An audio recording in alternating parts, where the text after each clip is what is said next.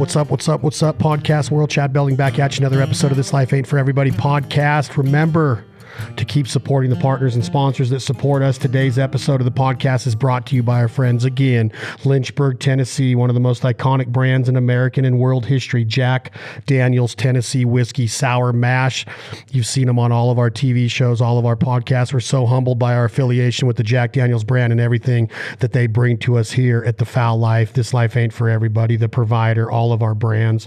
Can't wait for y'all to see what the future holds with Jack Daniel's. When you drink Jack Daniel's, whether you just got dumped, whether you're fired up, whether you're watching a night of UFC fights on pay-per-view, remember to enjoy it responsibly and never allow underage drinking. I'm excited about today's show. I got another fighter on here, a wrestler background, jiu-jitsu guy, a fighter that can throw hands, can take you down, can tie you up, and unleash absolute pain on you in a hurry. I've seen it done. TJ Dillashaw, how are you, my man? Doing good, brother. Doing real good. Where are you right now? I'm in Southern California. I live in Yorba Linda, California. It looks like you're in like a MMA Hall of Fame or something. I'm walking through it. This is my office, man. You're walking into my office. So you are from Cali. You wrestled in high school in Cali. You had an awesome 10-year, 4-year career in Cali, then went to Cal State Fullerton, which is known as a baseball powerhouse, because when I was playing college baseball at UNLV, Mark Kotze, there was some studs on Fullerton when we play them down in SoCal, or they came up to Vegas. But you wrestle there, you have an awesome D1 career, you're a 3-time qualifier in the NCAAs, and then all of a sudden, are you stuck wondering what to do, or did you know, like, going into it? Because I don't really want to just start off by jumping into your fight career, but I often wonder, like, when you go to college and you wrestle, back in the day, there wasn't really anything to come out of that unless you, like, went to the Olympics and then Kurt Angled it into the the Vince McMahon WWE world. What's happening right there in your junior, senior year at Fullerton to where Dillashaw is like, I'm going to be an MMA guy? I never knew I was going to be an MMA guy. I actually got talked into it. After I graduated, I was actually enrolled in grad school to become a physician's assistant, doing all my internships and all that good stuff. Did 5 years of Cal State Fullerton, and then tried doing a summer school to get my prereqs out of the way and hated it. I was like, well, why am I going back to school? Like, what the hell am I doing? And I had an assistant wrestling coach, Mark Munoz, who was a UFC fighter at the time, talked me into fighting. I went and coached at one of his summer wrestling camps, the West Coast wrestling camp he does down in Carlsbad, and met Uriah Faber down there. And Mark was like, man, I think you'd be one hell of a fighter. You're a mean-ass wrestler. You should give it a shot. And, I pondered around for a little bit, decided to drop out of grad school and move up to Sacramento. And I told myself, I gave myself 1 year. If I was any good at this fighting thing, I would stick with it. If not, I can always go back to school. And the rest was history, man. Now, I don't mean to sound like an a-hole, because I know what you could do to me if we ever got into a physical confrontation. But I think that you're a way better MMA fighter than you ever were a folk style wrestler. And I think that's because I'm now that you tell me the story of Uriah and Munoz Mark seeing something in you, they probably saw that man, this dude has got way more than just being able to high crotch somebody or ankle pick somebody or, standing Granby or whatever you were specializing in the folk wrestling. Is that fair to say that your career in MMA has been incredible, man?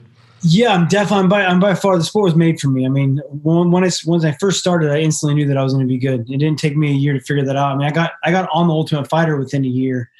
So I catapulted super fast. Mark knew that I was going to be good because I was mean. I was throwing punches, wrestling when I shouldn't have been doing it, kind of thing. I hate to lose. I'm a very, very competitive person. I've been raised that way. And, if anything doesn't go that way, I get a little bit angry and I take it out on you, So it was like perfect for fighting. You're allowed to actually do that. Just got to learn to control it a little bit. And then that anger followed me to Team Alpha Male and meeting Chad Mendez and Uriah Faber and the Joseph Benavidez, the guys that are number 2 and 3 in the world in my weight classes. And that followed me up there, being the most competitive, angry guy to kind of practice with. And I really believe that's what pushed me to the top, is just my competitiveness. I'm an athlete. I definitely picked up on striking super fast and fell in love with it. that's how I know wrestlers that are going to be good at fighting is if they're athletic, because wrestling is like one of those things to where you don't have to be the best athlete to be a wrestler. You know what I mean? Like when I say athlete, I mean being able to do other sports. Like, can you go out and shoot a basketball? Can you hit a baseball? Can you play all sports? Can you hit a golf ball? Right? A lot of wrestlers, they can't even shoot a basketball to hit the backboard. But they're really badass wrestlers. But I was always pretty athletic. But just mainly, I think my competitive edge and being mean is what got me to where I was at. Okay, so let's take this here, and I love your career. But what I don't understand is I want to fast forward to the future and the current times, and then I want to work my way back. Yeah, hell yeah. Does your competitiveness, and I look at it almost like John Jones too, because I often wonder what goes through a guy like your head when you have your way with people and you can take care of yourself and manhandle them. Does your competitiveness push you to the point to where it did for you when you released that video in April about what was going down and what your shortcomings were and what you did and what USADA found out? Why, TJ? What goes through such a badass athlete and fighter that has the world in the palm of his hand? What goes through your head to take it to that level? What I really haven't talked about yet, because I didn't really want to create any kind of excuses of what I've done, is that I wasn't normal. I was a champion, 135 pounds. I got this great opportunity to drop down to 125s and take another belt, which in theory was an amazing idea. Do something no one else has ever done. Go down a weight class, select another belt, take up another belt. But I became anemic. My body shut down on me. I got down to 4% body fat about 6 weeks out from the fight. My body went through complete anemia. My hematocrit was down in the 30s. I'd wake up and I didn't want to train. I was getting ridiculously tired, even though I was training my butt off to make the weight and also training just to fight camp. When you're the best athlete in the world and you can feel these minor adjustments, waking up and being anemic is, I don't want to train. Like I couldn't have made it to the fight. And so I was willing to do whatever it took to get there. And, I hated myself for a long time for doing it, but it's been it was just a bad choice. I took an anemia medication that its main ingredient was erythropoietin, which is, for you guys that don't know, is a EPO. Kind of the Lance Armstrong drug to make you have better long-term endurance. It's nothing that's going to help you out dramatically within fighting. I'm not trying to run a marathon. Fighting's more of a sprint. It's more of a maintained sprint. But I couldn't be myself. If I'm going into a fight to try to be two division belt champion, to be one of the greatest names of all time in MMA, and I'm going out there and feeling like a turd. You know what I mean? So I felt like I needed to be myself, and that's what I got myself to be. And unfortunately, I knew it was illegal. I knew that I shouldn't have done it, but I was told that it would never show up, and it did, man. I got a little story behind it. I got drug tested 5 weeks before the fight, and that's when I was becoming anemic and I was feeling it. I got drug tested 5 weeks before the fight. I was kind of doing my math. I was like, I bet I don't get drug tested again until weigh-ins. I've been through this drill. I bet I don't get drug tested until weigh-ins, so I'll be fine. I could do it, and I did it, and I got off it when I thought I should, and just fucked up, man, to be honest. You know what I mean? Like, wait a minute. What do you mean by what you just said, that you know the drill? And I want to say that in a way to where, when I saw what you did, on The Ultimate Fighter and the face-to-face confrontations with No Love, and what you did in that fight, and what you did in the two bouts with Barral, like, you were literally looked at as like the baddest ass dude. Like, nobody could mess with you.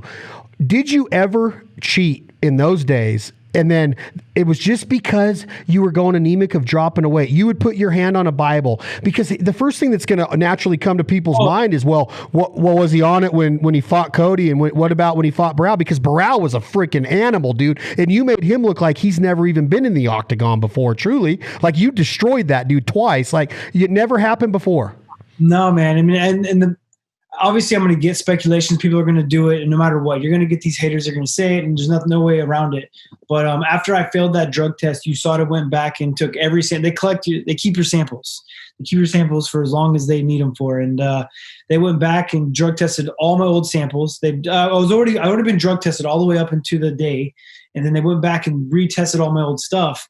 And no, man, nothing ever showed up. Like I never took anything in the past. I took it because I had to be to tell you how bad it was, like I'm normally walking around with a hematocrit, which your hematocrit is your red blood cell to white blood cell count. I test my body, everything, my hormone levels, my hair analysis, my blood cell count, my CBC, all that good stuff. My normal hematocrit walk around was like 45, 46.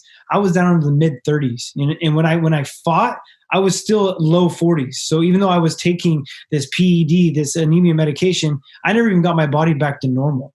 You know what I mean? But it's still illegal. No matter what, there's no excuses. It's illegal. So how do you mentally it destroys your psyche when this happens? Because you go from being on top of the world to going down and fighting somebody like Henry, right?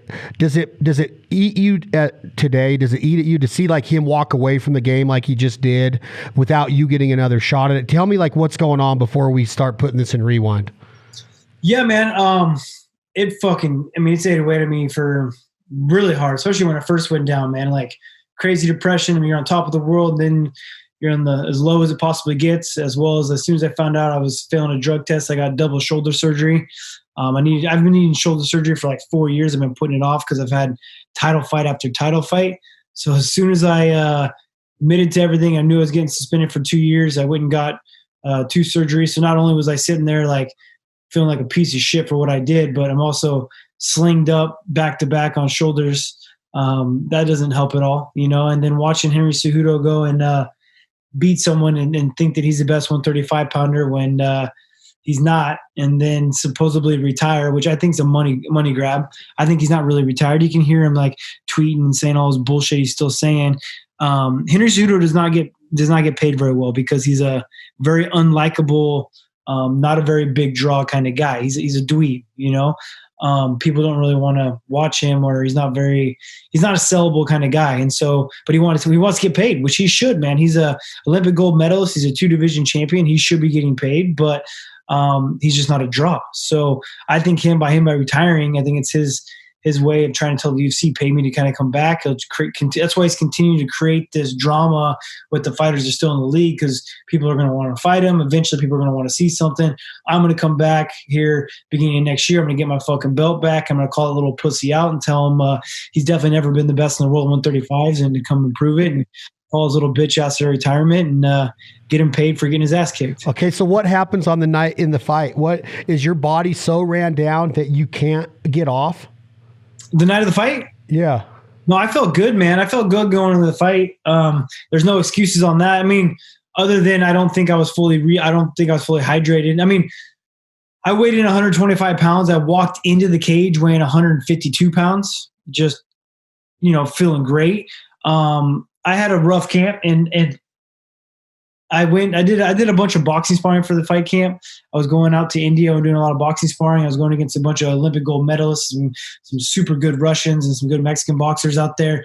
And I got dinged like about 2 weeks before the fight. I'd say I got concussed pretty good, and played it off. I knew that I was going into this fight. Again, I wasn't going to turn down the fight. It's something coming back a little too soon that I probably shouldn't have. Again, I've never ever said this before in an interview. I'm never going to blame it on that. I got dinged. I cut a little bit too much weight, but I felt awesome going in there. I never had that in the back of my head. But to watch the fight and to see that I didn't even really get hit, like hardly even got hit, but lost my legs a little bit there. I was still consciously there, but lost my legs. Anytime you get hit, for you people that want to hit someone and stumble them, aim from behind the ear towards the back of the head. It's the brain stem. It'll kind of make those guys loopy. They'll still be there, but your legs won't be underneath you. It's like you got drunk goggles on or something. It's just crazy to me how easy it happened. Like he barely even touched me. Like his pinky grazed the back of my head, and I just lost my legs. So it didn't really make sense to me. But I felt great. Should it have been called? I felt like $1 million going into it. Should it have been called the way it was? No, it definitely got stopped too early. But in hindsight, if I would have went and won that fight, this shit would have been way worse. You know what I mean? Like, yeah, I totally understand what you're saying. That makes total sense. I mean, yeah, I definitely would never want to lose the fight. I still would have rather have won, but the situation I'm going through now would have been way worse if I would have won that fight. You know, I would have been even ridiculed even more, which I'm going to be ridiculed no matter what, especially when I come back. There's going to be a lot of shit talking going on. There's going to be a lot of other fighters talking shit about me being a cheater, and that's the hardest part of having to deal with what I did. I mean, two hard parts. One is that I'm going to have to forever live up to this shit, right? And then the hardest part is that my teammates and my coaches, how much fucking excuse my language, how much shit they caught for this. People that have put their entire life, like my strength and conditioning coach Sam Calavito, which I'm going to work out with here soon. He's the one that helped me make 125s. I never brought this to his attention, never told him what I was doing, and he's going to get ridiculed for it, right? Like my teammates everyone's going to throw them under the bus. I mean, my strength and conditioning coach trains world-class wrestlers as a David Taylor, the best wrestlers in the world, going to be getting an Olympic gold medal eventually.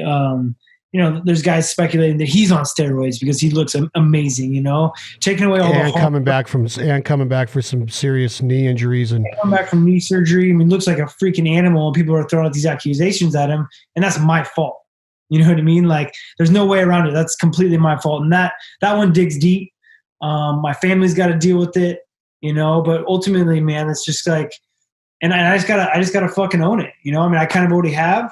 But even when I come back, it's not over, because when I come back... Okay, I want to get into that. I want to get into the psyche of a fighter. But first, I want your opinion. What happens when Taylor gets with Martin because of our boy freaking mouthing off 2 weeks ago and getting kicked out of I don't know what's going to happen with Downey, but what happens with Martin Taylor? Penn State against Ohio State. Taylor is literally my favorite wrestler to watch offensively. I love watching Jordan, but I mean... This dude's a stud, David Taylor. He was on the podcast a couple months ago, and he's been on it twice, and I love talking wrestling with him. But who does Dillashaw have when he meets up with Miles Martin? I'm not being biased, but Taylor, man, he's just insane how much he's changed himself and how strong he's gotten, and he does not stop. His gas tank is endless, man. The training we do, we have the same strength conditioning coach. Sam Calavita trains David Taylor remotely, right? Puts him on all his workout programs. And the lactate threshold he's able to push. And in wrestling, more than fights. So fighting is a very anaerobic lactate threshold sport. Wrestling is even more so. Out of all the martial arts I still do today, wrestling is still the hardest. Wrestling is still the one that I do not look forward to. If I'm going to get hurt, it's in wrestling. If I'm going to get tired, it's in wrestling. We've had a couple badass wrestlers out here helping me train with Juan Archuleta to get him ready for his next fight, Joey McKenna and Frank Pirelli. And just wrestling with those guys, man, it brings me back to my college days and how much I hated it. I mean, dude, wrestling's the toughest sport in the world. It's underappreciated. The guys don't get paid what they should. But David Taylor, to see what he's been able to do and the gas tank he has and what he's able to do on his lactate threshold is insane, man. I was watching a video of him doing pull-ups the other day with an 80-pound dumbbell in between his legs and just cranking them out. Off the back of his truck? Yeah, that little hitch he's got. I mean... He was doing 4 sets. It's crazy how strong he is. Insane, man. And because I know it because I do the same program as he does. I'm on the exact same program through Coach Cal here. And the guy he'll take anyone in deep water. I mean, that's his biggest weapon. I mean, obviously he's very technically sound, but he will take you so deep you're going to get uncomfortable. No matter who you are, you will get tired. If he's tired, you're dead. You're dead. Sure. He's going to push you to those deep waters. He's going to wear anyone out. So when the notification comes down from USADA, it's one thing for Chad Belding to get the report on MMA Hotwire and like, oh shit, TJ got caught. He might get suspended.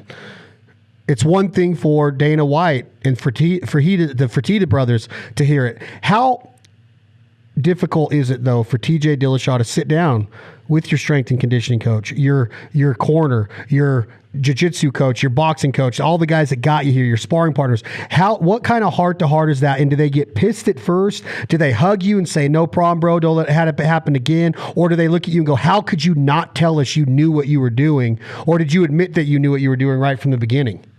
A little bit of mixed emotions from everyone,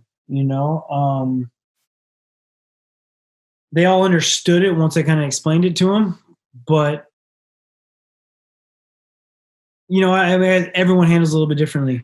My main coach, Dwayne Ludwig, We'll be brothers for the rest of our lives. He's my main man. He definitely understood it. He knows what I put myself through more than anyone. Sam Calvita does too. He sees the strength and conditioning, but Dwayne Ludwig's at every practice. He sees when I wake up, how I'm feeling, and he could tell, but he didn't know what I was doing, but he could tell how shitty I felt before. So he just thought I was overworked, right? Which I was, but he thought it was something I could just like take some breaks on and come back from. But I had a heart to heart with each one of them. I broke down in front of them, especially Sam Calvita, because I feel like he caught the most shit for this, because he was the one that I was hyping up, helping me make this weight. He was the one that I was hyping up. The reason why I moved back down to Southern California for my strength and conditioning and what my body's doing, and testing my hormone levels and doing hair analysis and how scientific we were about everything. Of course, people are going to point the finger and be like, well, then this guy put you on steroids, and everyone's going to call it a steroid, which it's not, but that's what they're going to say, And so I felt the worst for him. I broke in, and obviously they do so much for me and ask so little. There's those kind of people. And so that was very hard. For talking to them and my parents was very, very tough. I'm a grown ass man and I'm crying in front of my parents, telling them like what I did. You know what I mean? Is dad a hard ass growing up? Did he discipline you like a son of a bitch? Is that where you got your competitiveness and your work ethic? Cause you're out splitting logs for the winter or freaking carrying groceries in so mom doesn't have to break her back. Were you a really disciplined to where your dad's looking at you like, are you effing kidding me, TJ? You didn't need to do this shit. Yes. Yes and no. He disciplined the shit out of me growing up. I mean, that's what we did. Like, exactly. Splitting wood. Grew up in a small town, Angels Camp, California, a town of 3,500 people. Always had to make my own way. My family's well off, but we've always had to work our asses off. And my dad's the one I got my work ethic from. He's the one I always tell everyone, like, who's your hero? It's my dad, kind of thing. You know what I mean? He's the one that made me who I am, and my mom's the one that made me mean. My mom's the mean one. She's the one that used to beat the shit out of us. But they're very supportive, man. They love us. I'm a very lucky human being the way I was raised. I have a very loving family, and obviously disappointed, but no matter what I do, they will love me, kind of thing. You know what I mean? So, the same goes for your coaches too. Yeah, of course. All of them stuck by your side.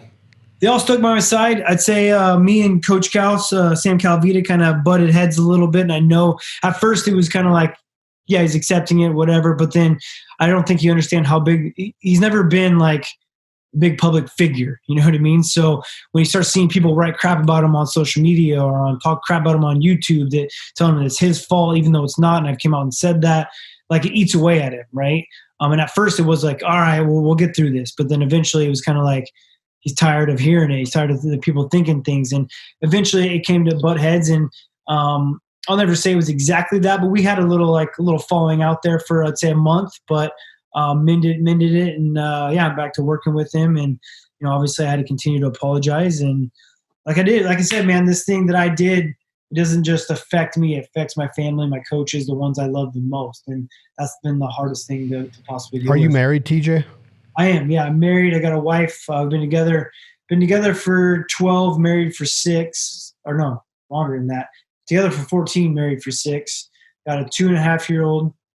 So yeah, man, that's also another thing that I'm gonna have to tell my son about. You know what I mean? That's something. How'd your wife take it? Did she know that it was going on before the test came out? She was the only one. Yeah, she didn't agree with it, obviously. But she also knew how I felt. She also knew that what was going on, like that I had this giant fight that was going to change our lives. You know what I mean? That like could change the future forever. Something you could take a few more fights on and retire on. You know what I mean? You start seeing the end of this tunnel. And it's like, I want to be able to make this fight. I couldn't have made the fight. I wouldn't have made the weight. I'll tell you that now. I wouldn't have made the weight. I'll never, ever say that I can again. I'll never, ever try to go on 25s because I'm already lean, man. To give you kind of an understanding, I'm walking around right now 168 pounds.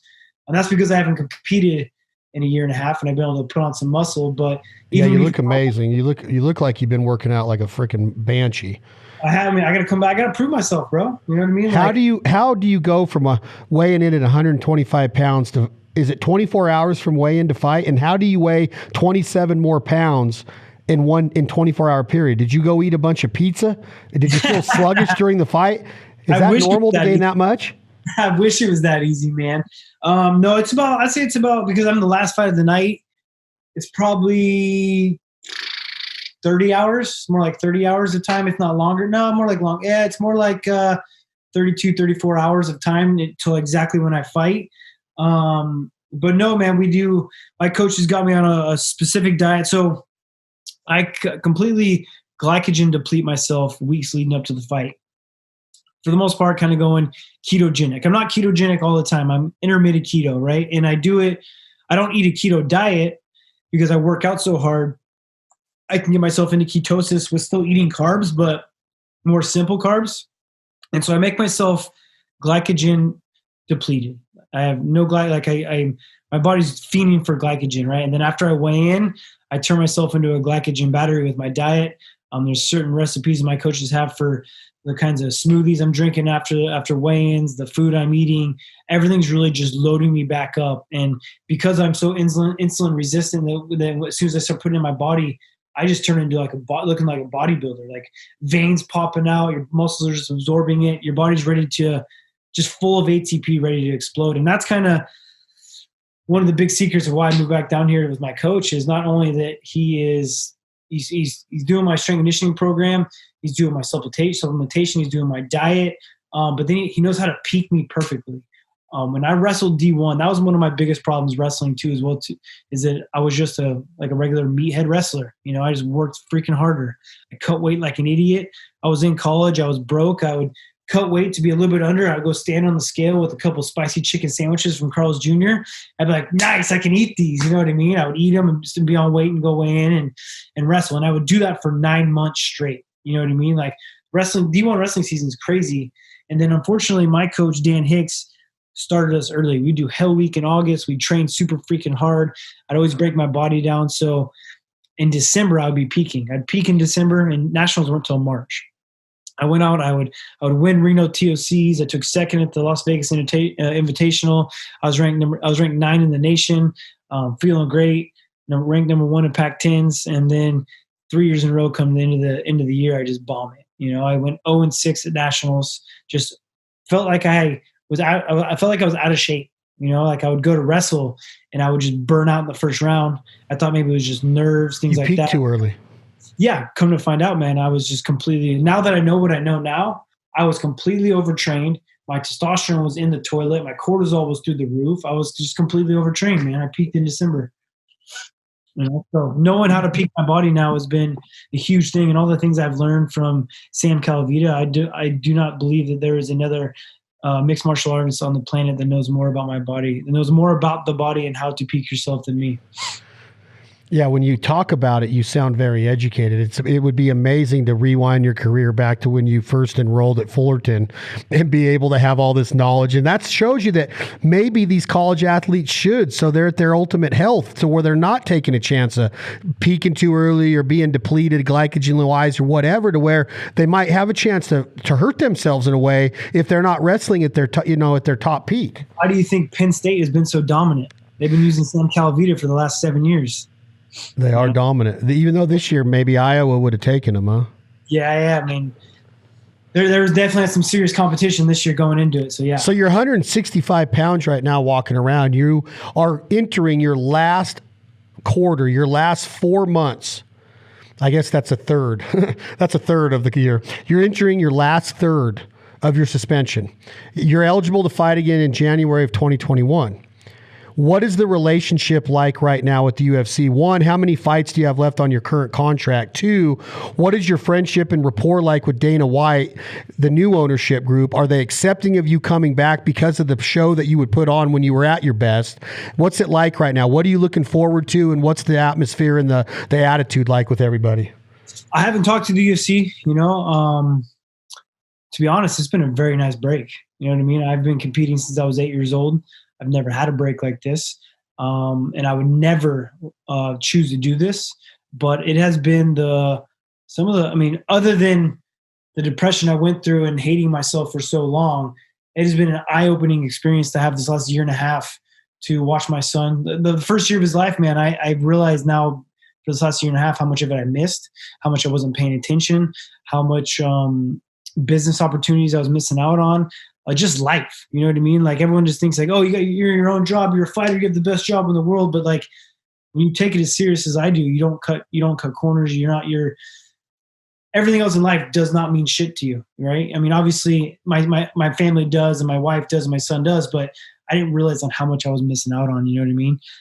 But to get back to your question is that I haven't really talked to the UFC. I'm sure I will here as we get a little bit closer and closer.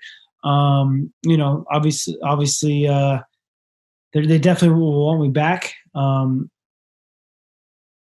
it's just, I mean, we got a good relationship, to say that. But I have, I don't know, probably like six fights left on my fight contract. I'll fight with the UFC forever. I'll never go anywhere else. I'm setting myself up now outside the cage that when I come back, I won't have to fight for money. I've done great in business now since I've been on my suspension. I won't be coming back thinking like I need to fight for a paycheck. And so I want to be with the UFC because they're the best organization in the world. You know what I mean? No matter what, even if I did run on my contract, I would be with them. If no one remembers the champion of the world anywhere else but the UFC. You know what I mean? If you want to build your, that's true. It's the UFC, man. So you're saying that if one championship comes to you and it offers you some of these rumored contracts that they're offering some of these fighters, you're saying no to one because you already have made your family comfortable and you're good to go right now financially, revenue wise, business wise, and you're coming back to fight for the love of the game and the respect of the UFC. Yeah, man, it's actually going to take a lot of stress off of me other than all the bullshit I'll probably be going through, but it's definitely going to take some stress off the actual competing, right? So when you get out there to compete, I'm sure a lot of MMA fans know, but if you're not an MMA fan, most of your contracts, you go out there, you have a show purse and you have a win purse. So if you go out there and lose, you get paid 50% of what your contract is. You go out there and win, you're doubling it, right? And a lot of fighters are living fight to fight depending on what your lifestyle is like. And so there's a lot of, I mean, that's how you're putting your food on the table. And so when you want to take care of your family, it adds a little bit added pressure. You got goals in life and businesses you want to start or things you want to do. It puts a lot of pressure on the table. But coming into this next trip, coming around, some things I've started that I won't have that. I won't have that pressure. I would have never been able to start what I've been able to do while I was fighting. It makes total sense because I've witnessed personally and always have said that UFC, it literally took people from the streets. It took people from local gyms and turned them in to national celebrities. Like red carpet rolled out, private jets, Vegas, the Strip, the MGM, the Mandalay Bay, Caesar's Palace. I don't know, like the Matt Hughes and the Carwins and some of these guys that I've seen gone through hell. Like, I don't know if it wasn't caused of manic depression, of being on top of the world, and then all of a sudden not figuring out how to transition back into real life when all of that maybe was gone, when the winning was gone, the interviews were gone, the autograph seekers were gone. It's almost like you have to be prepared for that. Like in the minor leagues of baseball, you're coming up and you're seeing it, and then all of a sudden Baseball America's putting it out there that Mike Trout's looking really good to be the starting left fielder in Anaheim next year for the California Angels. Oh shit, Mike Trout just won the he just won the all-around Silver Slugger, and he just won the Triple Crown, and he just hit the home run cycle, whatever. It's almost like they're kind of mature, they're matured into it, if that makes sense. In other sports, in football, you're kind of going to this organization to where it's this team concept, and you're like, what is the word I'm looking for? Not bred, but it's easier to transition because you're kind of matured into the process. Where fighting is like, holy shit, man, I just got taken out of this little country gym in BFE, Illinois, and now I'm freaking signing autographs and eating at Nobu Sushi, and then it's gone, and it just seems like it's really been hard for a lot of fighters to make that transition. And WWE wrestlers in the same breath have had a hard time going back because they weren't ready for that. Yeah, man. You agree with that? I do. And also, if you think about some of like I'll look at boxers, I'll look at other NFL players and things like that, and you look at their social media following and their fan base, and it's nothing compared to a lot of UFC fighters. Like, that's one thing the UFC does a very good job at, is marketing us and putting us out there. They do a very good job of building our brands, and you got to learn to capitalize on that. You got to learn to, it sucks. I mean, it's part of the game, right? Like, I've never been a character. I've always just been myself, and I've tried to just sell that. So it's a little bit easier. But guys that can be a character and don't mind doing it can be ridiculously famous. I mean, they do a very good job of building up our brands because it's beneficial for them. You look at NFL stars and things like that. I mean, obviously, if you're a really big name in the NFL, MLB, and NBA and things like that, you have a following. But some of the guys that are making good money, no one has no idea who they are. I mean, I remember walking around with Terrence Crawford, one of the best pound for pound boxers in the world earlier in my career when I was UFC champ, and people were just like mobbing me for photos, and no one knew who he was. And he's like, damn, this is freaking crazy. Like everyone's all over Dillashaw, and he's like one of the pound for pound best boxers in the world. And it's just crazy to kind of see that. And so, yeah, you get thrown into it, and things happen out of nowhere, right? I wouldn't say as soon as you get into the UFC, you're a star, right? But when I fought Barao the first time, I was coming off an Ultimate Fighter contract. I was only getting paid $18,000 to show, $18,000 to win when I went into that fight. Maybe had a, 20,000 followers, if that. And then boom, overnight, just stardom. You know what I mean? Just like got blown up, fighting for world titles on ESPN. I mean, it wasn't ESPN, it was Fox then, and just right away, and you don't really have, luckily for me, I was on Ultimate Fighter like a year after my career, so I kind of at least had that little bit of like idea of interviews and limelight and whatnot. But people don't, a lot of people don't, and yeah, you just get thrown to the wolves. Yeah, it just seems like that process would be hard to handle, man, if you don't have the right management and the right public relations, like what you went through just now. I mean, public relations and management can help tie that all together and help, maybe Band-Aid it a little bit. Even though you want to be honest and transparent, you still don't want. And then when you come back, you want somebody on your team to manage that onslaught, right? You got to have help, man. I got my management got mad at me for doing the way I did it, but that's who I am, man. That's how my dad raised me. I fucked up, man. I really did. And I got to own up to it. You know what I mean? Like, I feel like, yeah, sure, there's tons of guys that have gotten in trouble and they've kind of run from it and make excuses, tainted supplement this or whatever it may be. And like, I didn't come out and say that I was anemic. I'm saying it now, but I didn't make any excuses. Like, give me an athlete right now, Dillashaw, who you don't make excuses. But who could help you through this? And I don't want you can't say your coach and you can't say your mom and dad. Who do you want to sit down? Who could help TJ Dillashaw when he needed the help? Like how to manage this, how to prepare for this. Did you think of anybody? Could you go sit down with Tyson and go, Tyson, you went through a whole shitload of public display, like this stuff in your career with the rape, the imprisonment, the all of the things that you went through, the Holyfield and biting his ear off. Is there anybody that you would sit down with, TJ? I'm not trying to interrupt you, but I'm trying to figure out how can you do that and then still concentrate on training and knowing your body the way you do and being ready to come back in January. I'm pretty fucking mentally tough, dude, to be honest. Like, I just don't give a shit. You know what I mean? Gotta roll with the punches, man. I mean, so you don't need help? I don't think so. I mean, I don't really care. Are you ready right now? Are you ready to come back and face it and answer all the questions and then get back in the octagon and say, here's what I'm really put on this earth to do? I'm in a good place now. You asked me that a year ago, I'd be like, fuck, man, I don't even know if I want to come back. You know what I mean? I could tell. It wasn't hard to tell, in case you were wondering. You could tell there was a change.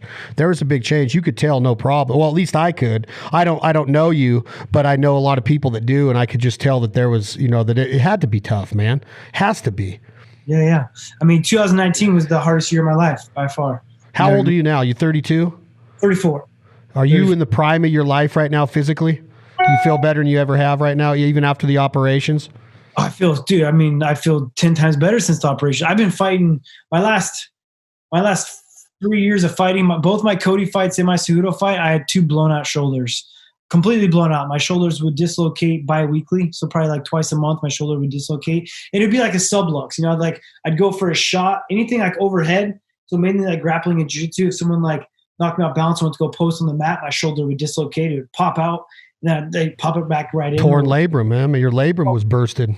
So I had a torn labrum, a fully torn supraspinatus rotator cuff, and a partially torn bicep tendon in both shoulders. I have the scar right there if you can see it. Yeah, me too. All the way down, screws in the back. They tried to go in arthroscopically, couldn't do it, cut me open. And it would be like I'd reach for the soap in the shower, like reach behind me to grab a blanket on a couch, and I'd be like Mel Gibson in Basic or whatever, Lethal Weapon. Remember, his shoulder would pop out, and he would be slammed into the shower and shit. That's how I was.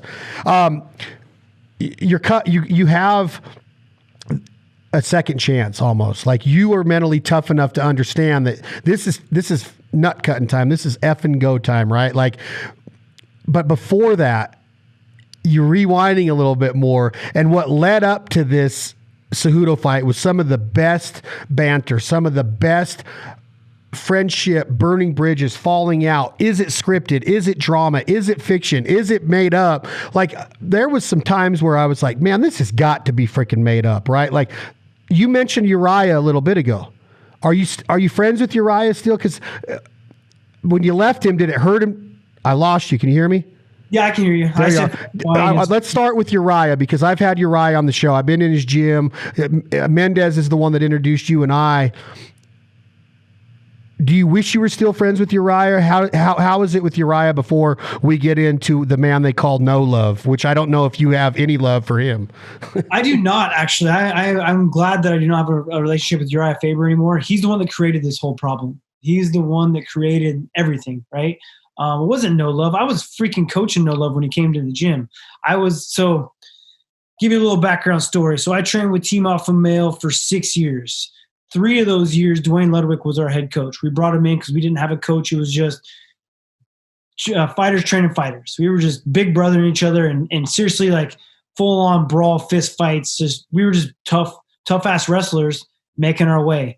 We had Benavidez lose a couple of title fights. We had Mendez lose a title fight. Uriah lost like 3 title fights. And we're always just like right there, but couldn't get there and get the belt, And so we all came together and was like, look, man, we need a coach. We've always had a coach, like in wrestling growing up. Like, you need someone to guide us. We need someone to like put us on this right path. And so we put our heads together, and luckily enough, Dwayne Ludwig just retired, had a knee surgery, and was looking for something to put some coin in his pocket. We hired him. Best thing we could have ever done. That first year of him being at Team Alpha Male, we went on a run, man. Everyone was winning. And one thing, not just winning, we were knocking everyone out. We were straight up kickboxers when he came, So he was there for almost 3 years, we'll say. He was there for about a little over 2 years. I won my world title against Barao underneath him, and then he decided to move himself back to Colorado, where his family's from.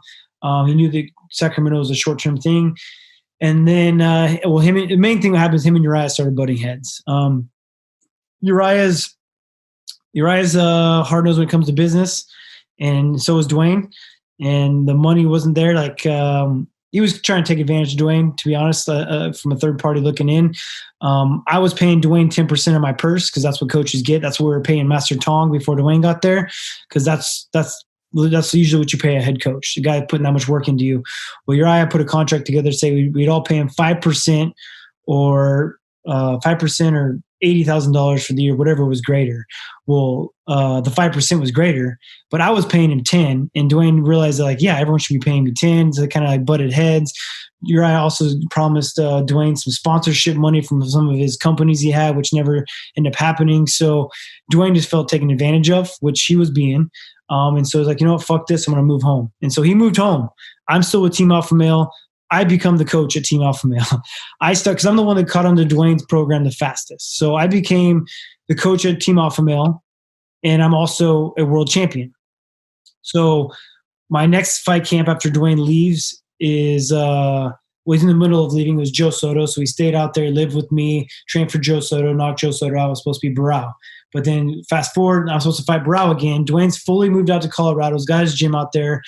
And then so me, Joseph, Danny, Holdsworth, all these guys are traveling out there back and forth from Team Alpha Male in Colorado to continue to train with Dwayne, as well as train with Team Alpha Male. And when I'm at Team Alpha Male, I'm the coach. And then when I don't have to be the coach when I go to Dwayne's. And so that whole fight camp, I do the back and forth. Half my camps with Team Alpha Male, half my camps with Dwayne. And I just knew like, man, I can't continue this. I can't continue to be flying back and forth, and I can't continue to be coaching guys. I'm coaching the Cody Garbrandt that just moved out there to try to become a UFC fighter. I'm coaching all the guys. I mean, I'm coaching Uriah and all of these guys. I'm doing the kickboxing classes. I'm running the morning practices. I just couldn't do it anymore, you know? And so my next fight coming up was going to be Dominic Cruz. And I had a sit down lunch. Chad unfortunately Chad Mendez got lumped into this lunch we were supposed to be having. I asked Uriah, I was like, hey man, can we go to lunch? And I need to kind of have a discussion with you, right? And so Chad's there with us too. And, I started bringing up the fact that like, I'm going to do my full training camp with Dwayne for this next fight for Dominic Cruz. Like, I need to take this serious. I need to beat Dominic Cruz. I'm trying to be the pound for pound best fighter in the world. For myself, I need to do my full training camp out at Dwayne's. And him and Dwayne do not like each other. They straight up just do not like each other. And so he gives me an ultimatum. He says like, hey man, you're either with us or you're with him. I was like, you fucking that serious? Day at the lunch? At lunch. Yep. And are you at Makuni? No. I'm trying to set the stage here where you're at. Yeah. No, we weren't at Makuni. That's usually our dinner spot. Sometimes we go there for lunch, but this was in East Sac. What was it, like something 33? I forget. So he gives you an ultimatum right there without like even taking a breath and even going and sleeping on it tonight. No, yeah, gives me an ultimatum, and it wasn't like, I mean, it was an ultimatum to where like I straight up told him like, look, man, that I'm going to have to go to Colorado. That doesn't mean that he meant that. I didn't think he was going to like straight up kick me out of the gym. Right.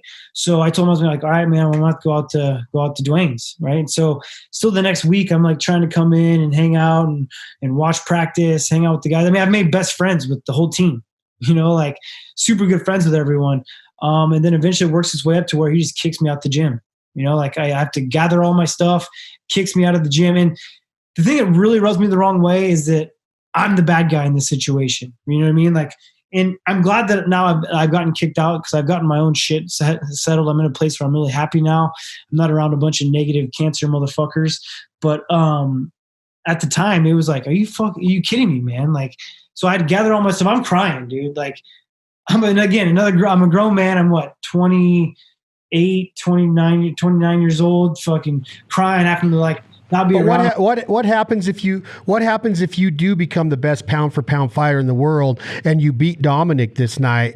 Is Uriah looking at it like, well, Ludwig's new gym in Denver is going to get all of the credit when we've been working with TJ for this long? Is that what's going through his mind? What if you do become the biggest name in the weight division or in the UFC at that time? Because Dominic's a bad mofo, dude. Like to see what Cody did to him, I was surprised because I didn't know a lot about Cody, but Dominic was pretty badass his career, right?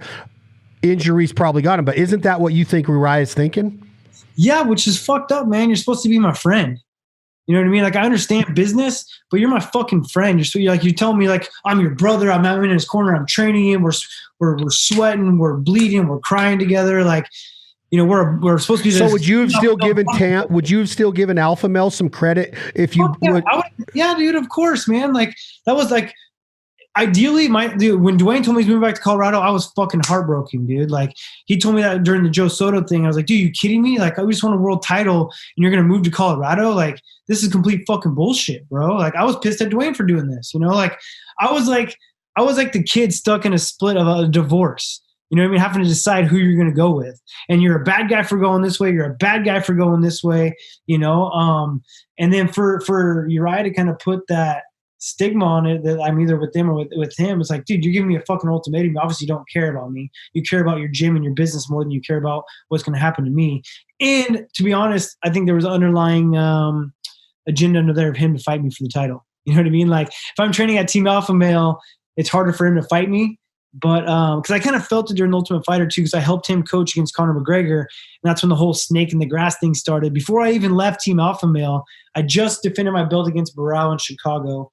I came back, Uriah's coach him as a fighter, and I'm the champion. And Conor's getting under Uriah's skin and telling him like, "Hey man, you got the world champion, your weight class right here. He's fucking training out with Ludwig. He's a snake in the grass." I really feel like it was a whole like agenda set up on purpose to create this drama between me and Uriah. And then it was just a perfect segue for him to kick me out of the gym, so that if I go and beat Dominic Cruz, there's this big ass money fight between me and Uriah Faber. And I really believe that was kind of the underlying story behind there that obviously has never been spoken. And then when it comes to fighting Cody, it still happens, but it happens because of Uriah. It's like Cody grew up without a dad.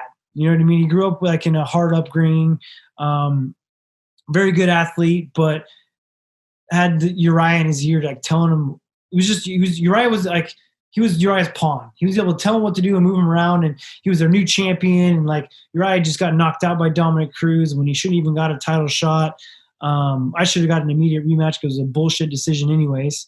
So yeah, man, to be honest, like the one that caused this whole fucking thing was Uriah.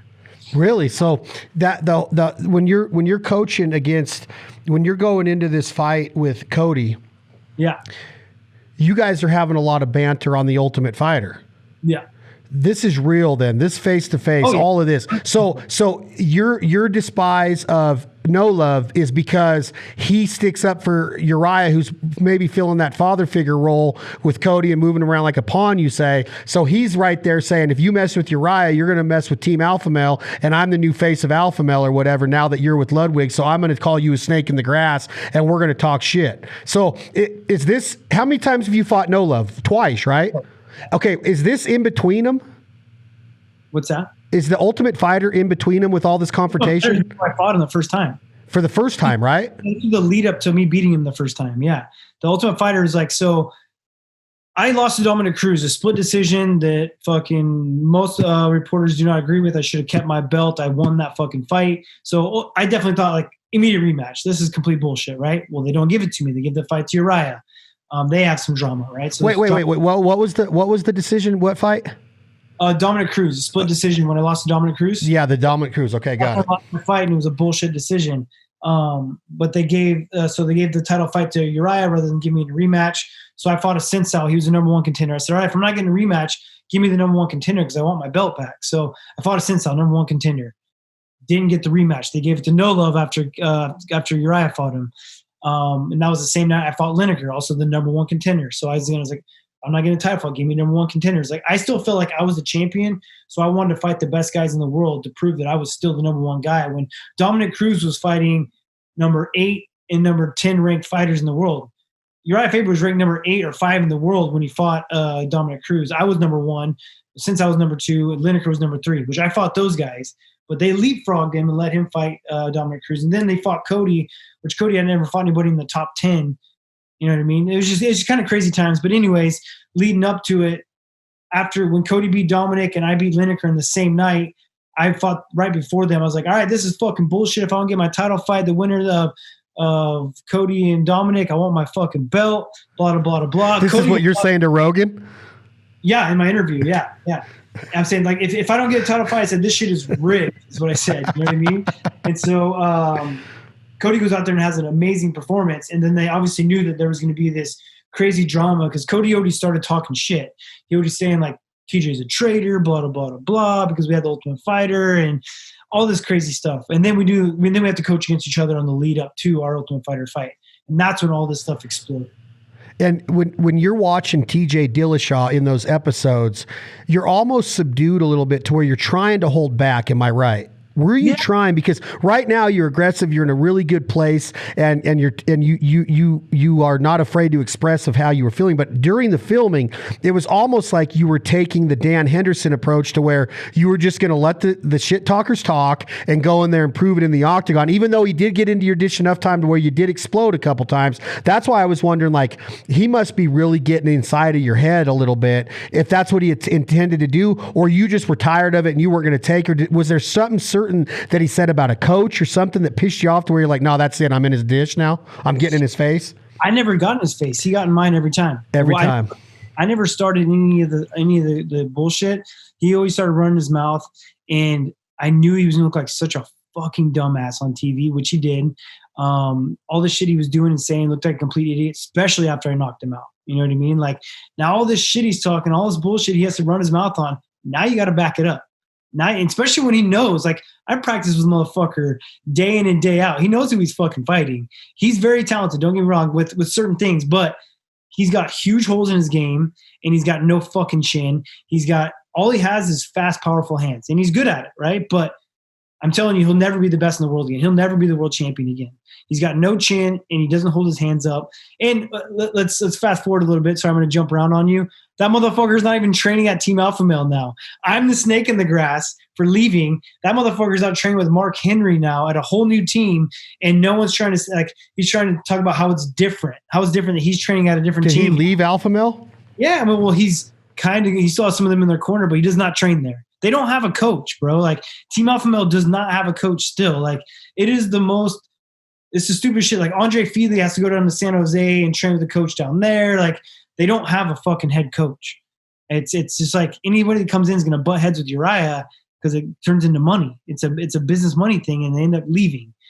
They can't ever have a coach. I mean, so he's at a whole new gym. He's training with new people. He's at Frankie Edgar's gym training out there, but I'm the snake for leaving. You know what I mean? Like, all this shit that he talked, everything. He just looks like such a fucking idiot, especially because I knocked him out twice. He's got no chin. He can't hold his hands up. He's fast. He's powerful, but he'll never be a champion. How has it been since USADA? Did he mouth off in public? Oh, I'm sure. You haven't heard anything though. I actually, to be honest, like I've paid attention very little. You know, I know that there's tons of probably shit talk out there, but I've just kind of, for the most part, steered away from it. I mean, I never been one of those guys that watch a lot of the fights either, unless there's someone that I really care about fighting, or unless I'm planning on fighting you. Like, I watch tape. I watch a lot of tape on my opponents, on who I'm going to fight. But other than that, it's like bring a work home for me. I don't go home and watch the fights. You know, I go and train all day long. I'm thinking about fighting. I'm thinking about technique. Then when I go home, it's like, that's the last thing I want to do is watch another fight, you know? Right. I really haven't paid attention to too much of it, but I'm sure he has. I mean, that's kind of what he does. It's kind of how he stays relevant. But, so leading up to what made you a household name and put you on like the big map of MMA and UFC, there was going to be a title fight that night between Chris Weidman and the guy that Spider knocked out with that face kick in the first 10 seconds. What was his name? From Brazil. Guy with the mohawk. Who? Vitor Belfort. Vitor. He gets hurt. Weidman is supposed to fight the karate technician. I can't. Machida. I can't think of anybody's name right now. Machida is supposed to fight Weidman. Weidman gets hurt, so then they postpone that for a couple months. That brings this bantamweight fight in there to where you are not even supposed to be the guy in line to fight him.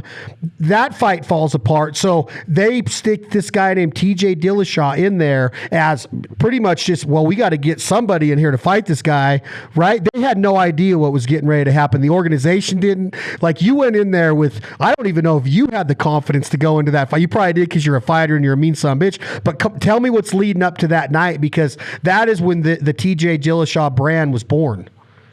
Yeah, man. I was supposed to be fighting Muzagaki on that same card, to kind of continue to build my way up to get a title shot. So yeah, guys get injured. They offered the fight to Asensio. Asensio turned it down. They offered it to me. I was like, yeah, fuck yeah, I'll take that fight. You know what I mean? Like, of course, that's my goal. I want to be the world champion. I believed in myself, but I was going in as an 8-1 underdog, fighting a guy that I watched Uriah lose to twice. Hadn't lost ever. Only his first fight, I think, ever in his career. Hadn't lost in 10 years. The pound for pound king. Dana White had him as pound for pound. So I'm going in as just like, throw this guy to the wolves. 8-1 underdog. No one ever had me winning the fight. I knew it. I knew some of my teammates knew that I was good enough to get out there and give it a go. I wouldn't say any of them thought I was going to win, but I know that they thought I was competitive. What's your UFC record at this time? UFC record, I had 2 losses, and I had I think I was like 14-2 or something like that. See what I had. Four fights, and then I had another 4 fights. But were you on a streak at this time? Were you on a streak? 9-2. You were 9-2. Something like that. Yeah. So I was on a 4-fight win streak, and I lost a split decision to Sensao down in Brazil. And then I came back and I beat Mike Easton. So I was only on a 1-fight win streak. I should have beat since so I should have been on a 6-fight win streak, but it was only one fight. Did you get home cooked in Brazil? I did, man. So there's fights I agree with that I should have completely lost. My Dotson fight, that fight I lost. I got clocked pretty good. Don't even remember being on a single leg. I was on a single. I complained about them stopping it because that's what I mean. I don't want to fucking lose ever. I'm very competitive, but that fight for sure. But the Assunção fight, that was split decision, I won that one. The Dominic Cruz fight that I lost, I won that one as well too. Henry Cejudo, obviously that's a loss. Stopped maybe a little early, but still a loss. I mean, again, I lost my legs. I'll complain about it, but again, no matter what, I lost that fight because for what I did. You know what I mean? So I think I have 2 losses on my record. Shouldn't have lost those other 2. So you're on a streak. You're coming into this. You're thrown into the wolves. You have confidence going in there. You're not even supposed to be in there with the guy. The guy hasn't lost in 10 years. Like, he is a freaking machine. His leg kicks, he's just got really, really good technique. And he just finishes everyone. He finishes everybody. Yeah. What are the nerves like? Are you ready for this? You've never been on this stage before. You've never wrestled for the NCAA title. You've never fought for the UFC championship. I don't know if you won a state title in California. I know you're a 4-time qualifier, but you've never been on this stage. Yeah. Yeah, never, man. And that was kind of the beauty of it. I really loved it. I had no pressure. Like I said, I was an 8-1 underdog. No one thought I was going to win. This is the first time I'm even on a pay-per-view card. I've never been on a pay-per-view card before, let alone a main, not a main event, but a main card. I was always on the prelims. I went from prelims to main event title fight. You know what I mean? And 8-1 underdog being like just soaking it up, man. Like the interviews, like media day, I've put my suit on, feeling all sharp, just soaking it up, man. And I really what changed my career, I believe too, is the fight before this one against Mike Easton. I always give Justin Buckles credit for this because it kind of for whatever reason, and it's shit that people have told me all the time, kind of switched my psyche on how I fought. Because I used to always get deathly nervous, like you think you should, right? Insanely nervous before my fights, to where it's fuck, man, all right. Hype yourself up, going out there, got to go fight another fucking man in the cage, a bunch of people watching, oh shit, I can't believe I'm doing this kind of thing, And then Justin Buckles, before my Mike Easton fight, was like, dude, you get to walk out in front of millions of people right now and fight in an octagon that so many athletes wish they could be in your shoes. Don't be so nervous you're going to forget about it. You know what I mean? Absorb the situation. And people tell you this generic shit all the time, but for whatever reason and you told me that in the tunnel before I walked out, right? And for whatever reason, it just kind of snapped with me. It's you know what? This is sick, man. So I walked out, I enjoyed the crowd. I looked through in the front row. I saw Shaquille O'Neal sitting right against the cage because it was in Atlanta, Georgia. Found my family, getting all hyped up for the fight. I remember Shaq talking to me as they're announcing my name because I'm from Sacramento and he was involved in SAC with the Kings.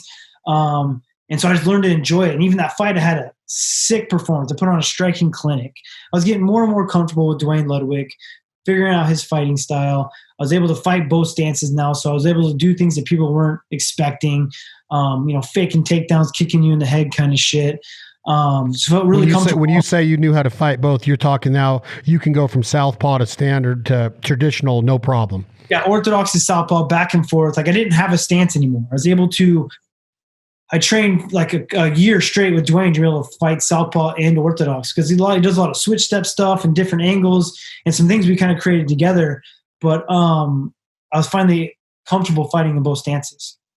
And that fight's where I really showed it. I really, really blossomed that fight. How long does it take in the first round when you know that you have a shot at this guy? Because I know that you had confidence at the bell. I get that. But when do you know in the first round? Is it the knockdown? When does the first knockdown happen? Because it wasn't very long into the fight where the rights landed and he's like Superman on his back almost, and you're on top of him. But when is the first time you know leading up to that? Yeah.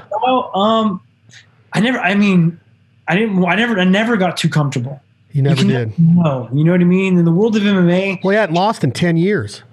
Shit changes in a blink of an eye. You know what I mean? That's how I knocked him on his ass. So in the first round, I dropped him with a big overhand right. almost put him away. The round ended, very dominant. But even when I went and sat down in the corner, I was like, oh shit, dude. You know what I mean? Like, I just dropped this guy. Like, oh my fuck. I gotta hold my stuff together. All right, hold my stuff together. I gotta keep it going, kind of thing. You know what I mean? So even coming out in the second round, when I was getting ready for Barao, what really made me ready for him was watching Eddie Wineland fight him. Eddie Wineland ended up getting knocked out with a spinning heel kick, but his feints, like Eddie Wineland's feints, kind of threw Barao off that first round.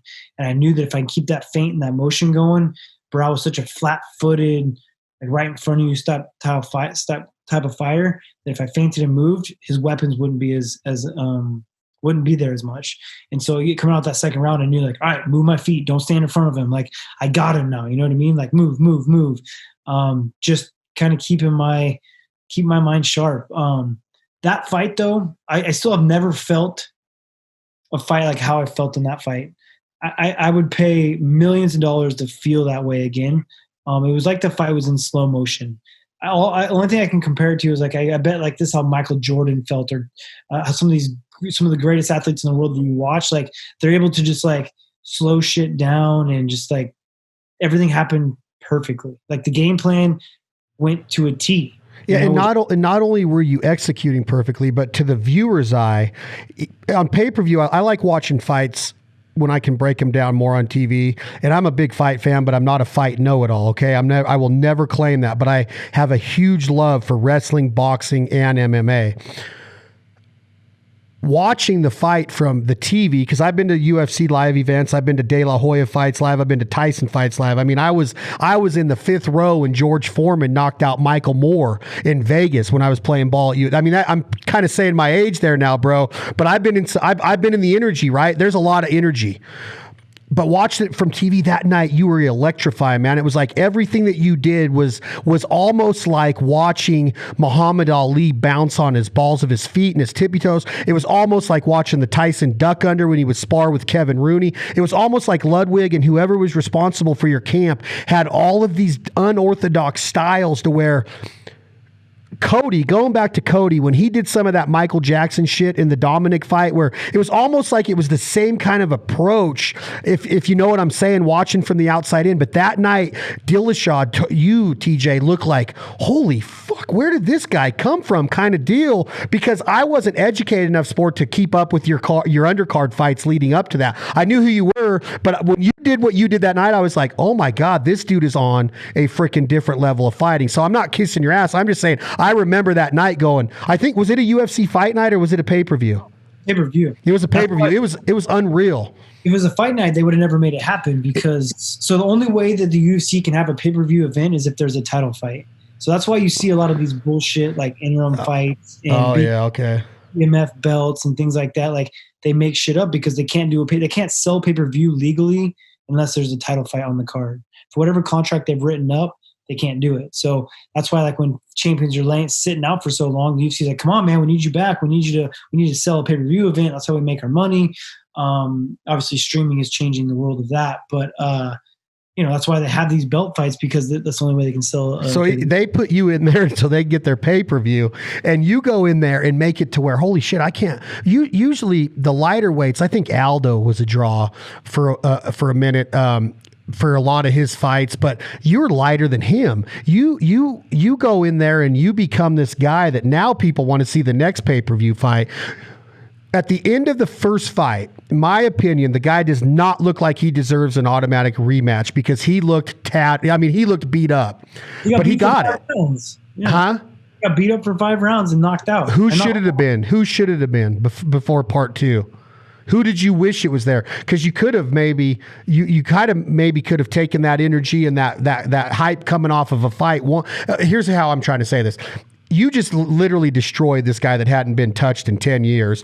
You probably need somebody in there to where you're like, man, give me somebody to test me, because this dude did not just have an off night. He got his ass whipped.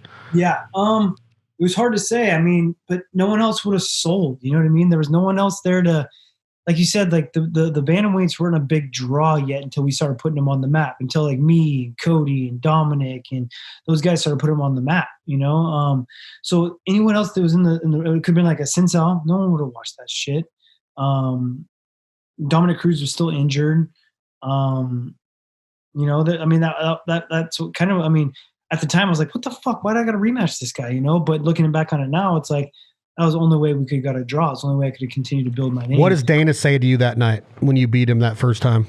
I didn't talk to him until a few days after I flew home, and then he flew me back out to Vegas. They cut me a sweet little bonus because I was getting paid 18 and 18. So he threw me a sweet little bonus that I was like, never seen that kind of money before, and just like, yeah, I made it. All right. Did you get to go on a little shopping spree and UFC, all that stuff? I got married 3 weeks after, so we had a wedding planned. I was never supposed to fight for the world title, but I still had my wedding planned. And so I won the belt and got married 3 weeks later. So Dana White paid for our honeymoon at one and only. Good night. Yeah. I've always had a lot of respect for Dana White as an entrepreneur, as a businessman, and there's going to be shit talking for the way he's done things, but he freaking helped build a company that sold for $4.2 billion. The guy is an absolute wizard at what he does, period. Look what they're doing right now. They're the only sport. Fight Island, period. He's just good. Yeah, he's amazing. He just gets shit done. I want to do this again, Dillashaw, going into January when you're going to get into your next camp. I have a lot more to talk about because I'm a huge fan of what you do. I know that we would become fast friends over one sushi, one duck hunt, one fishing trip. I got a lot of respect for what you did. I hated what you did. Mainly because you didn't need to do it. And that's the thing about you just fucking said. I should have not taken the fight, to be honest. You said yourself that you felt like Michael Jordan when he was leaving from the free throw line. You felt like Mike Tyson when he knocked Spinks out in 91 seconds. You felt like $1 million that night you went into that title fight. You don't need that shit. So I want to do it again because I honestly think, as far as watching from a spectator, that you have some skills that, dude, are unparalleled, man. You have some sick shit. You're mean, and you have an unbelievable canny effort to get in position to make the best look like they're not the best. And that's an unbelievable talent. So my quick twitch questions, you're a quick twitch guy. If I got into a sparring match with you with hands, I probably would land a few on you because I'm quick as shit too. And now I know where to land it on the back of that head, maybe that little jaw. I'm totally messing with you, TJ. If you're going to train right now and you don't have your coach to listen to, but you got your headphones in, or you're the only one in the gym and the speaker's as loud as it can go, who do you listen to during a workout? Is it hip hop, country music, Guns N' Roses, Metallica, Slipknot? Are you a punk rock guy? Who do you like the most right now to get down in the gym with?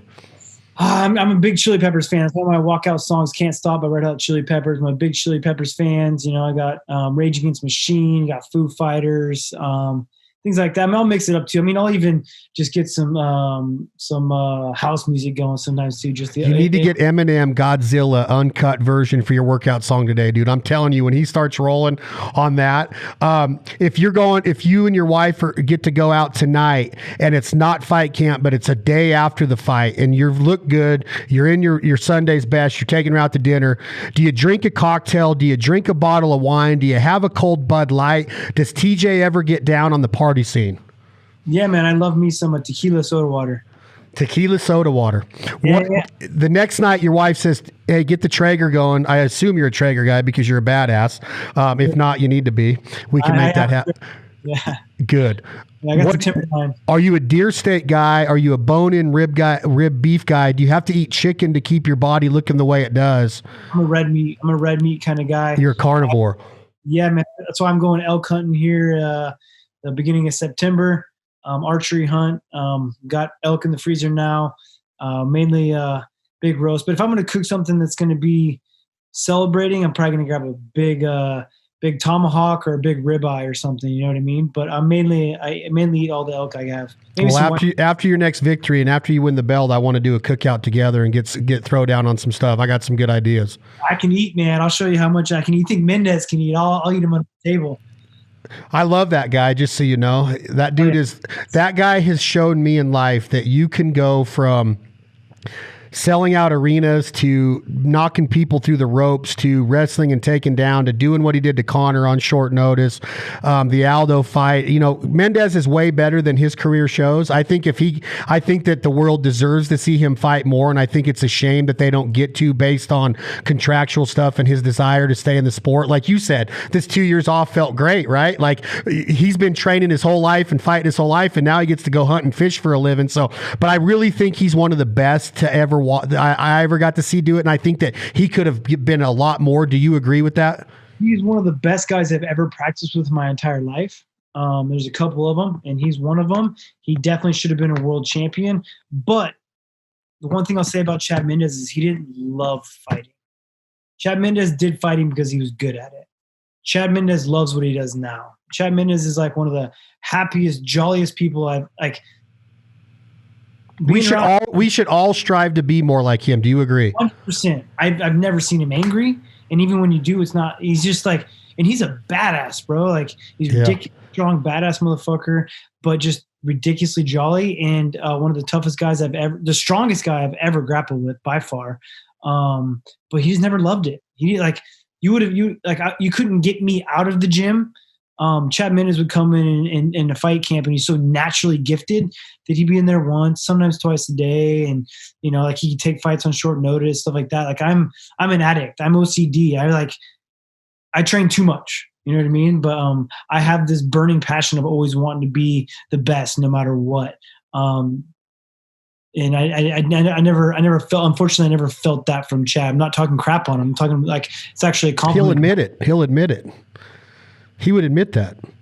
He is so happy, and his wife is so awesome, and I'm so glad that they have a daughter, and his Fins and Feathers business is doing good. I'm actually starting a new company with him right now. We have a line of cookbooks coming out and some rubs, and it's called The Provider, so we'll ship you some. I see you throwing down on some rubs once in a while. Do you still have a rub deal, or do you have your own?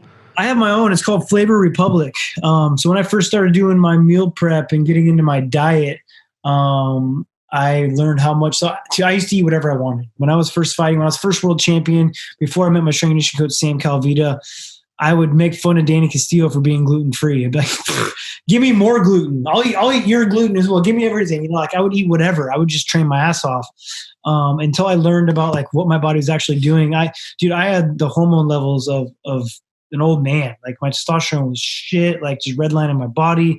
And a lot of it's from my diet. Like I couldn't have a kid because of it, a lot of stuff. So I changed my diet up, and a lot of it was like getting sugar completely out of my body. And most rubs and spices have a bunch of bullshit in them. They have a bunch of sugar in them. They have a bunch of stuff that I can't really eat. So me and a couple of my buddies are also on the same diet, ended up starting our own company called Flavor Republic. Still a small company, but it does good. Yeah, it's fun. Well, hey, why don't a lot of is it paleo rubs too? Would it be considered a paleo rub? Mm-hmm. I'm going to give you my address. I'm going to text you my address. Ship me some so I can do some content with it and some recipes. Hell yeah, man. I appreciate that. So my last two questions are this.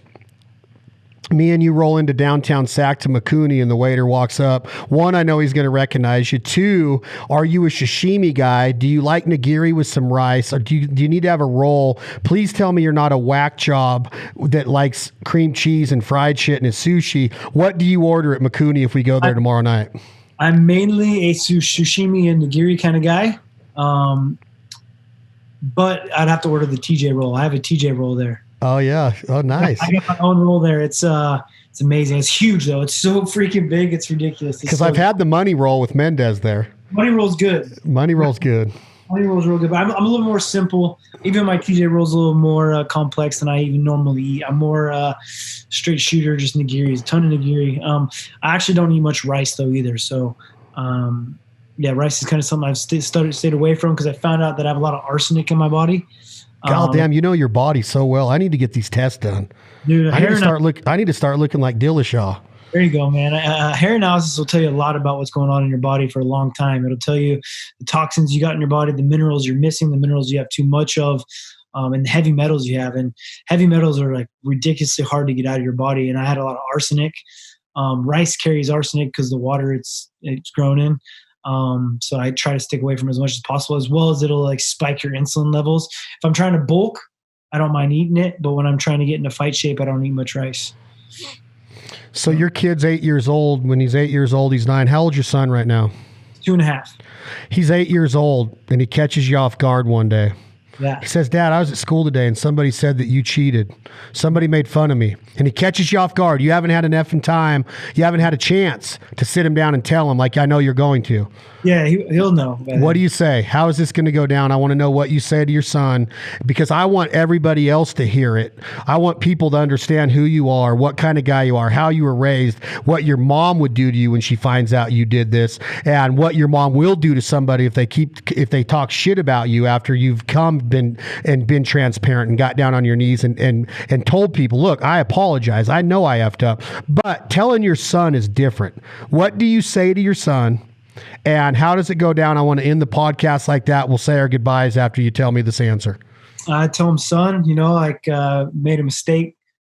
No running from it, and learn from me. Don't do as I do. Do as I say, kind of thing. It's been one of the biggest mistakes of my life, and I've had to learn from it. It's very tough, but I wouldn't be in the situation I am today without it. So we learn from our mistakes. As long as you own up to them, you try to hide from them, they'll haunt you forever.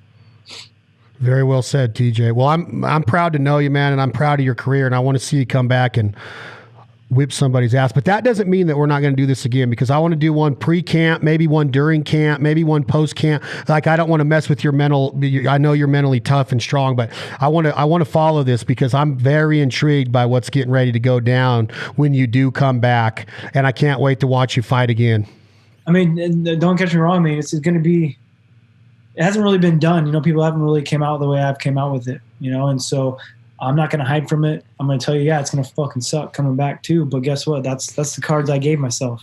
You know what I mean? Man, like, if we can help in any way, man, I'm with you, and I think that your career is going to get better because of it. We learn from our mistakes. The people that are ignorant and don't and continue to make those mistakes are the ones that you really got to say, really, like, you didn't learn the first time, but I know that you have. And man, I appreciate you coming on here, bro.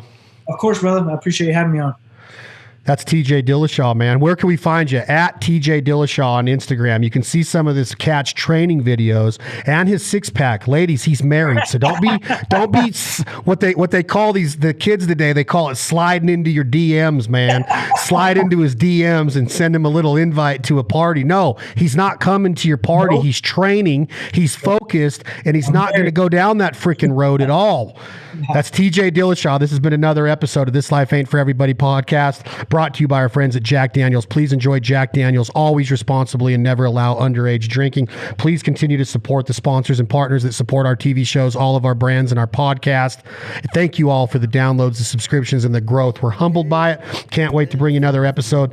This song right here is called What You Gonna Do When the Money's All Gone. It was written by Drake White and Leith Lofton. This version is performed by my good friend Leith Lofton, a.k.a. Haas. Tom, take it away and hit that button. I'd rather be poor living off in a hole, rich as hell without a soul.